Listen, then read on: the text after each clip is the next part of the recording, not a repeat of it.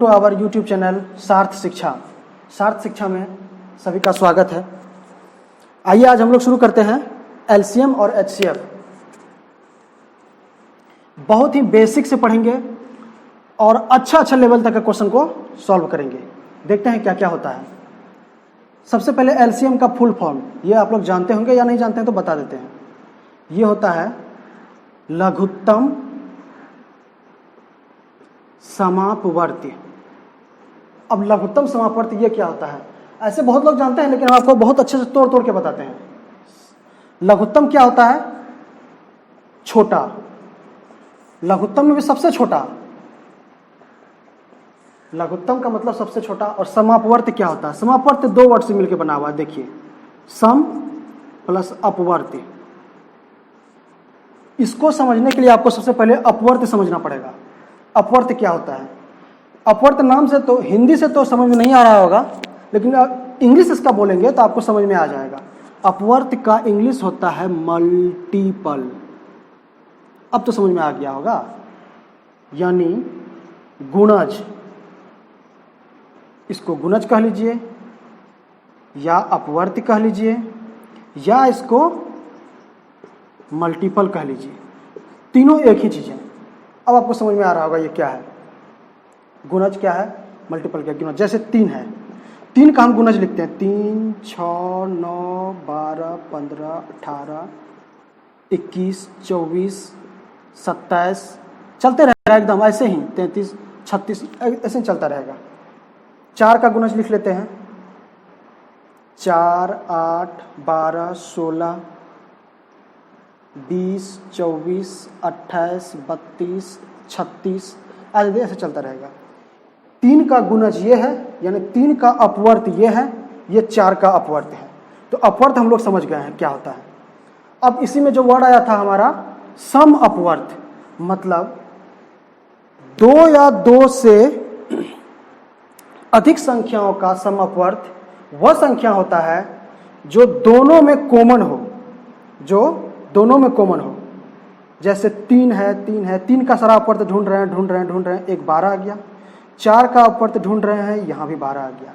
तो ये दोनों अपवर्त कॉमन है, तो ये 12 3 और 4 का सम अपवर्त हो गया। अर्थात 12 3 और 4 का सम अपवर्त हो गया। ठीक उसी तरह से आगे बढ़ेंगे तो और ऐसे ही करेंगे तो ये 24 है। ये 24 भी 3 और 4 का सम अपवर्त है। आगे बढ़ेंगे तो फिर आपका 36 मिलेगा जो इसका सम अपवर्त होगा। इसी तरीके से बढ़ते जाएंगे तो इन्फिनिटी संख्या मिलेगा जो 3 और 4 का सम अपवर्त होगा। हमको क्या जानना है? हमको लघुत्तम सम अपवर्त जानना है, मतलब जो सबसे छोटा है। तो इसमें सबसे छोटा सम अपवर्त कौन है? 12। तो ये 12 हो गया हमारा लघुत्तम समापवर्त। लघुत्तम समापवर्त। हमको लगता है आप लोग समझ गए होंगे क्या होता है लघुत्तम समापवर्त बहुत अच्छे तरीके से। सबसे छोटा समापवर्त लघुत्तम समापवर्त होता है। आराम से समझिए। पहले अपवर्त देखें, फिर समापवर्त देखें, फिर आए हम लघुत्तम समापवर्त पे। यही होता है एलसीएम। ये तो हो गया एलसीएम। जैसे एक एग्जांपल ले लेते हैं। 3 का क्या क्या था? 3, 6, 9, 12, 15, 18 आदि।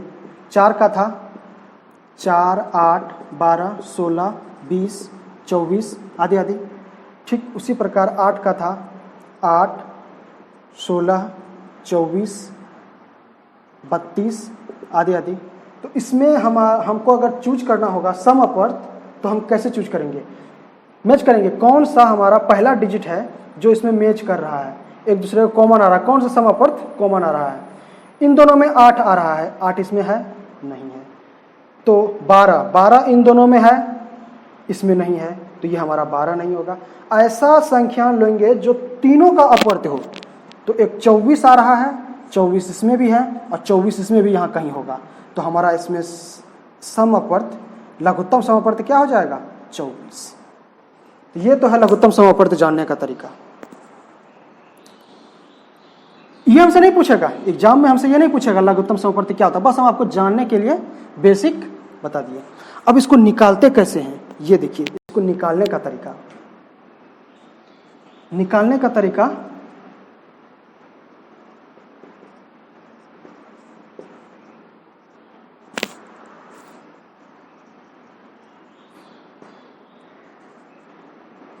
एक आता है भाग विधि। भाग विधि, इसमें आप क्या करते हैं, इसमें भाग देते हैं। जैसे क्या था 3, 4, 8, इसका एलसीएम निकालना होगा तो भाग देते हैं। किस संख्या से, कौन सा अभाज्य संख्या से भाग देते हैं। तो एक 2 ऐसा अभाज्य संख्या है जिससे ये 2 संख्या कट जाता है, तो 3 का यहाँ 3 नीचे लिख देंगे, ये नहीं कटेगा। 2 से कर होगा 2 बार में, 8 4 बार में, फिर 2 से लगेगा 2 से 3, 2 से 1, 2 से 2।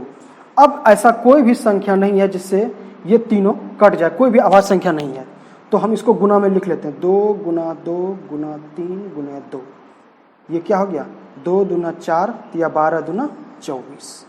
हम उस तरीके से भी देखे थे, इस तरीके से भी देख रहे हैं। ये है भाग विधि एलसीएम निकालने का। ये बहुत ही अच्छा तरीका है, लेकिन हम लोगों को ये तरीका नहीं जानना। ये आप बचपन में पढ़े हैं, लेकिन हमको ये तरीका नहीं जानना है, क्योंकि कितना भाग देते रहेंगे, 2 से 3 से, फिर कभी 5 से आएगा, 7 से आएगा, बड़ा डिजिट आएगा, आपको दिक्कत करेगा। हमको दूसरा तरीका ढूंढना है। दूसरा तरीका क्या है, अभाज्य गुणनखंड विधि। अभाज्य गुणनखंड विधि। अब ये कौन सा चिड़िया का नाम है, अभाज्य गुणनखंड विधि। जो इसमें पिछला वीडियो देखे होंगे उसको अच्छे से याद होगा कि अभाज्य गुणनखंड क्या होता है। अगर आप इस वीडियो को देख रहे हैं तो आप नहीं समझ पाएंगे, पिछला वीडियो में देख लीजिए अभाज्य गुणनखंड क्या है, आपको समझ में आ जाएगा यहाँ से। ठीक है, ये एक विधि है अभाज्य गुणनखंड विधि। एग्जाम्पल हम ले लेते हैं 3, 4, 8, वही एग्जाम्पल। 3 का अभाज्य गुणनखंड हम करते हैं तो क्या आएगा 3 ही। 4 का करेंगे 2 का स्क्वायर, 8 को करेंगे तो 2 का क्यूब। ठीक है, ऐसे शॉर्टकट हम आपको बताते हैं। अभाज्य गुणनखंड, किसी भी संख्या को अभाज्य संख्या के रूप में लिखना ही अभाज्य गुणनखंड होता है। हम 8 को अभाज्य संख्या के रूप में लिखे हैं, 2 का क्यूब, यहाँ 3, यहाँ 2। अब इसका एलसीएम में क्या करेंगे, जो अभाज्य संख्या आया है हम सबको लिख लेंगे। 2 आया है, 3 आया है, गुना है। 2 का जो हाईएस्ट पावर है हम वो लिख लेंगे। 2 का हाईएस्ट पावर 3 है, 3 का हाईएस्ट पावर 1 है। अब दोनों को गुना कर देंगे तो 8 गुना 3 ये 24 हो गया। इस तरीके से ये प्रोसेस का हम इस्तेमाल करेंगे एलसीएम निकालने में। जैसे एक और एग्जांपल ले लेते हैं, 12 है, 24 है, 36 है।